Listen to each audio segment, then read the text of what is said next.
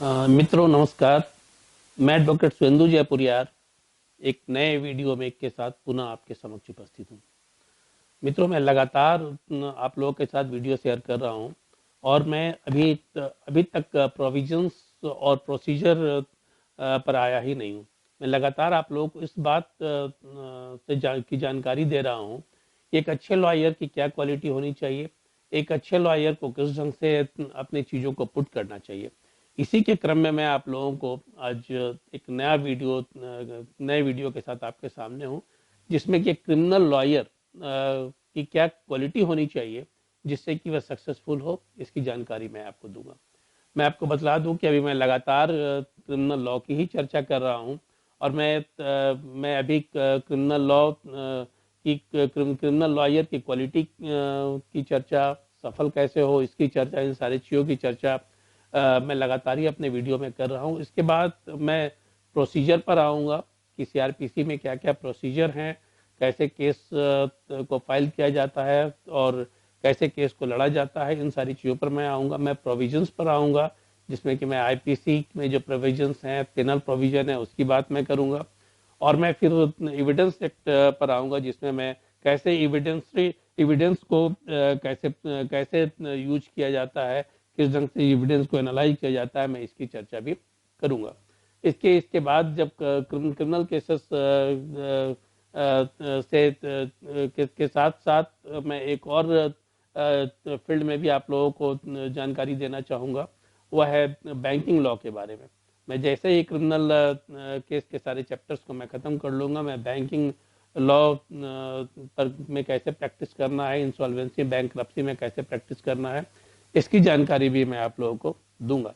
एक और नया उभरता हुआ फील्ड है रेरा का। रेरा में कैसे प्रैक्टिस करना है, क्या क्या प्रोविजंस, इसकी जानकारी भी मैं आप लोगों को दूंगा। लेकिन मैं अभी थ्रू आउट आप लोगों को क्रिमिनल लॉ की जानकारी देने जा रहा हूँ। क्रिमिनल लॉयर्स की क्या क्वालिटी है उसकी जानकारी दे रहा हूँ।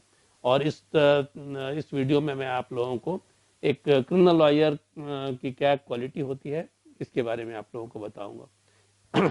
मैं सबसे पहले एक लॉयर के लिए जरूरी है कि उसका कम्युनिकेशन स्किल बहुत ही एक्सेलेंट हो। मैं सिर्फ गुड की बात नहीं कर रहा हूँ, एक एक्सेलेंट कम्युनिकेशन स्किल हो, क्योंकि वह जनरल पब्लिक से बिल्कुल अलग होकर उसे सोचना पड़ता है और जनरल पब्लिक को उसे डील करना होता है और साथ ही साथ लॉयर्स के सामने उसके केस को पुट करना होता है। दो चीज़ें उसके सामने होती है और दोनों ही चीज़ें बहुत ही चैलेंजिंग हैं। हर दिन आप एक नए नए क्लाइंट को डील कर रहे हैं, नए नए टेम्परामेंट के लोग हैं, नए नए केसेस आपके सामने हैं, तो आपको उनको डील करना है, उनको सुनना है, उनको कन्विंस करना है और उनकी बातों को सुनकर सारे चीज़ों को पुट करना है आपको जज के सामने। वहाँ भी आप का कम्युनिकेशन स्किल की जरूरत आपको पड़ती है। तो एक एक्सलेंट कम्युनिकेशन स्किल होना चाहिए। कॉमन मैन से ज़्यादा, कॉमन मैन से ऊपर जाकर आपको सोचना है और अपने आप को कम्युनिकेट कराना है। अब कम्युनिकेशन स्किल में तीन चीज़ें आती है। पहला तो है लिसनिंग, कि आप सुने बातों को। पहले मैंने आप लोगों को बताया अभी तुरंत ही कि आपको दो स्तर पर डील करना होता है। एक स्तर पर आप डील करते हैं क्लाइंट को और दूसरे स्तर पर आपको डील करना होता है ऑनरेबल जजेस को। तो जब आप क्लाइंट को डील करते हैं और क्लाइंट से ही सारी बातें आपको पता चलती है, तो सबसे पहले आवश्यक यह है कि आप उसकी पूरी बातों को ध्यानपूर्वक सुने और पेशेंटली सुने। कम्युनिकेशन स्किल का एक बहुत ही इम्पॉर्टेंट पार्ट है यह, क्योंकि आप सुनेंगे तभी आप अपने आप को प्रिपेयर कर पाएंगे और तभी आप डिलीवर कर पाएंगे। तो सबसे इम्पॉर्टेंट क्या है कि आप क्लाइंट को सुने, क्योंकि आप जब क्लाइंट को सुनते हैं, क्लाइंट की पूरी बातों को सुनते हैं, तभी आपको केस के बारे में थॉरोली पता चलता है। और मैं आपको एक बात बतला दूं कि क्लाइंट से अच्छा इन्फॉर्मेशन देने वाला कोई भी नहीं होता है। और मैं यह कहता हूं कि क्लाइंट आधा वकील ही होता है, क्योंकि वही आपको सारा चीज ब्रीफ करता है। यदि क्लाइंट ने आपको अच्छे से ब्रीफ कर दिया तो समझ लीजिए कि आधा केस आपका मेकआउट हो गया। तो सबसे पहला चीज है कि आप उसको बेहतरीन तरीके से सुने। दूसरा चीज है कि आपको गुड स्पीकर होना चाहिए। यदि आप कम्युनिकेशन स्किल को बढ़ाना चाहते हैं तो आपको गुड स्पीकर होना होगा। आपको हर समय एक नए नए टॉपिक पर समझिए कि भाषण करना है।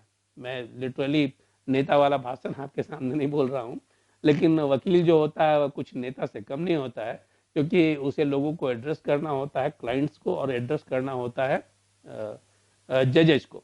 तो आपको आपकी वक्तृत्व क्षमता जो है वो बहुत ही अच्छी होनी चाहिए। आपको बहुत ही अच्छा स्पीकर होना चाहिए, और स्पीकर होने के लिए जरूरी है कि आपके दिमाग में क्लैरिटी हो, और क्लैरिटी तभी होगी जब आप सुनेंगे अपने क्लाइंट को, जब आप उस पर मनन करेंगे तभी क्लैरिटी होगी।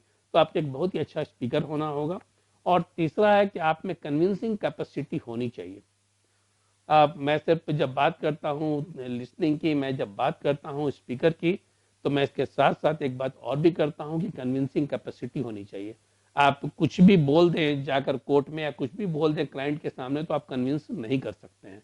तो आप में कन्विंसिंग कैपेसिटी होनी चाहिए, और कन्विंसिंग कैपेसिटी तभी आती है जब आप चीज़ों को जानते हैं, जब आप चीज़ों को पढ़ते हैं, तो आप फैक्ट्स को जानते हैं, फैक्ट्स को एनालाइज करते हैं, तभी आपकी बोली जो है वो कन्विंसिंग होती है, और आप सामने वाले को कन्विंस कर सकते हैं। आपको यह मानकर चलना है कि आप जो बोल रहे हैं उससे सामने वाला कन्विंस हो जाए, क्योंकि जब वो सामने वाला कन्विंस होगा तभी, जैसे क्लाइंट की मैं बात करूं, तभी वो आपके पास केस वह देगा, और जज यदि कन्विंस होंगे तभी आप केस को जीतेंगे।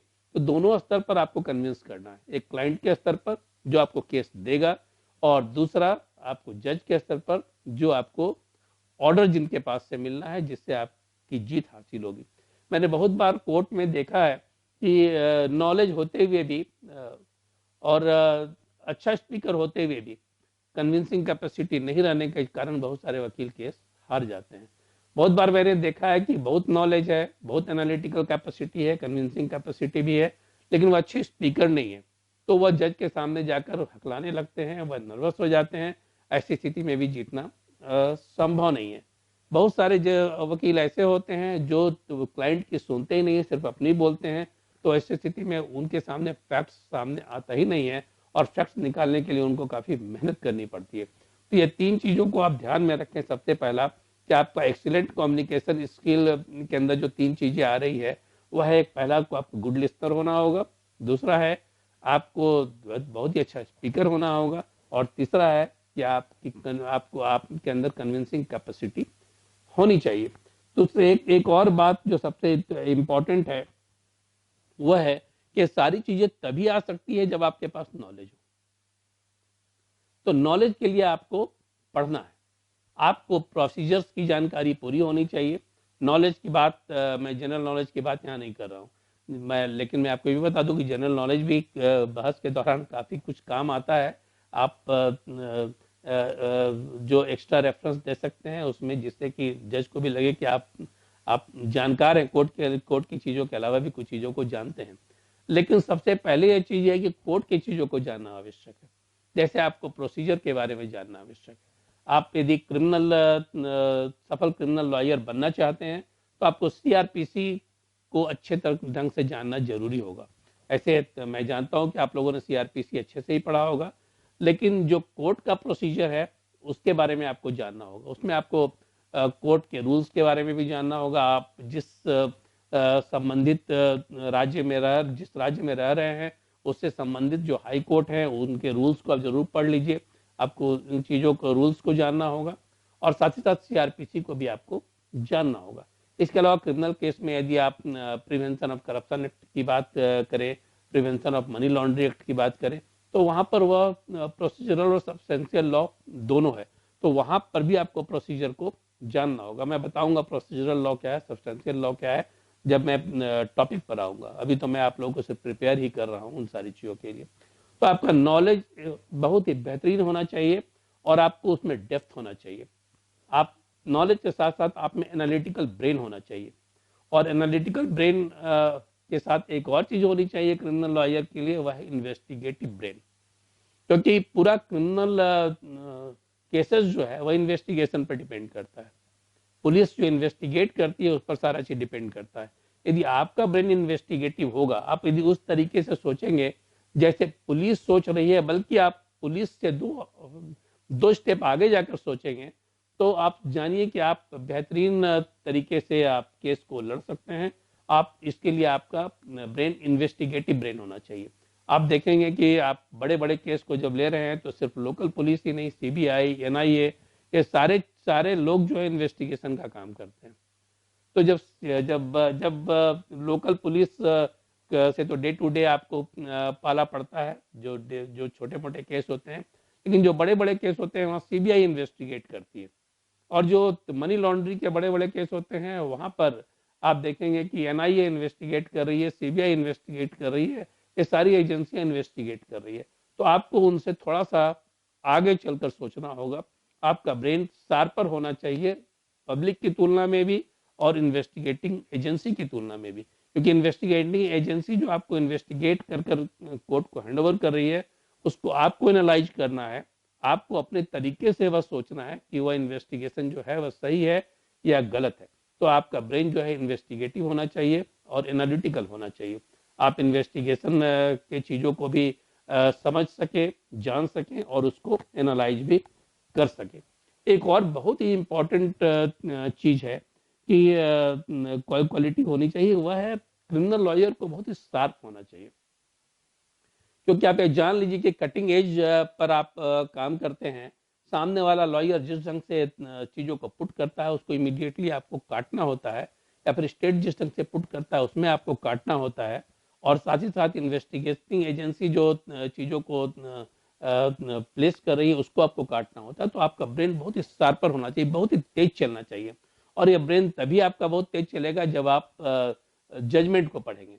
मैंने आपको पहले भी बतलाया है कि एक अच्छे लॉयर, क्रिमिनल लॉयर होने के लिए या फिर अच्छे लॉयर होने के लिए जजमेंट को पढ़ना जरूरी है। तो आप संबंधित हाई कोर्ट के जजमेंट को पढ़ें, आप सुप्रीम कोर्ट के जजमेंट को पढ़ें, और other than concern high court, जो भी इंडिया में हाई कोर्ट है, उनके उनके जजमेंट को आप कोशिश करिए पढ़ने का। मैंने आपको पहले ही बता चुका है कि लाइव लॉ में सारी चीज़ें अवेलेबल है, डे टू डे अफेयर्स में वह सारी चीज़ें, सारे जजमेंट्स जो है वह अपलोड किए जाते हैं। इसके अलावा एक इम्पॉर्टेंट क्वालिटी होनी चाहिए, वह है एग्रेसिवनेस की।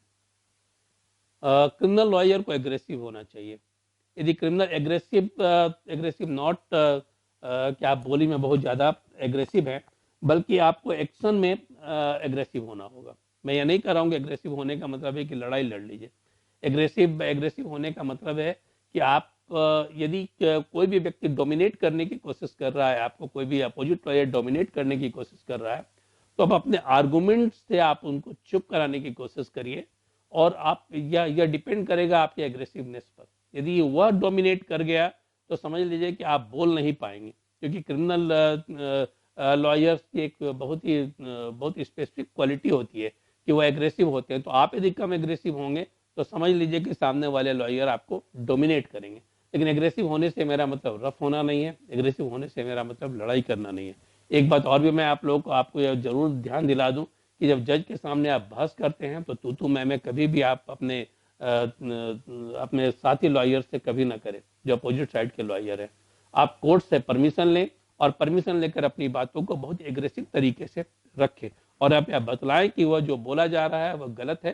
सही बात यह है, यदि कोर्ट को मिसलीड करने का प्रयास किया जा रहा है तो आप यह बोले कि कोर्ट को मिसलीड किया जा रहा है। अब मैं आपको एक एग्जाम्पल देता हूँ कि एक बहस के दौरान एक अपोजिट लॉयर ने कहा कि मिलोड मुझे तो कॉपी सर्व ही नहीं हुई है। मैं आपको बतला दूं कि मैं जब भी अपनी कॉपी सर्व करवाता हूं, मेरे क्लर्क को बहुत ही स्पष्ट इंस्ट्रक्शन रहता है कि वह एक पेपर पर साइन उनसे जरूर ले ले और वह फाइल में पुट कर दे। कभी कभी ऐसा होता है कि वह फाइल साइन लिया गया, रिसीविंग ली गई, लेकिन फाइल में पुट नहीं किया गया। जैसे ही उसने कहा कि मुझे सर्व नहीं किया गया, मैंने उसकी रिसीविंग कॉपी कोर्ट के सामने पेश कर दी। That is aggressiveness.